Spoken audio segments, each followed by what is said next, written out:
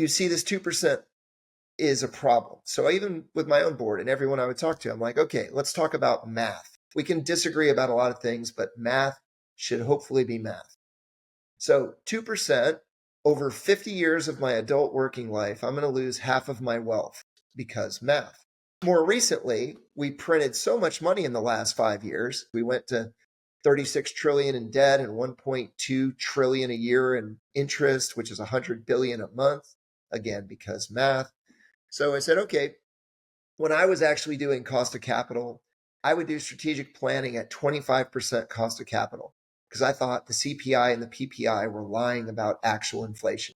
Yeah, they I are. said, Yeah. look, I can see what healthcare costs were last year. I see what they are this year. I see what they're proposing next year. That isn't 2%. It's like It's 40. like 40, right? So I'm like, okay, so I use 25. Let's say they say it's 2. And let's say I'll split the difference and try to act conservative and I'll pick 14%.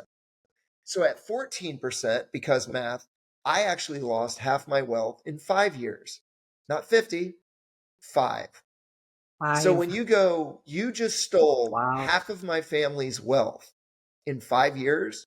This is only your conservative estimate of 14%. Yes, that's me being really nice. Crazy. And so when you run the math and you say, okay, if we don't fix the money, there's no chance to fix the world.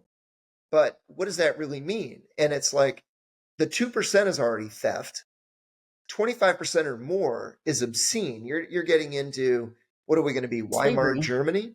And then you have to understand, okay, at 2%, I need to at least have a raise every year, even if they're doing that to break even.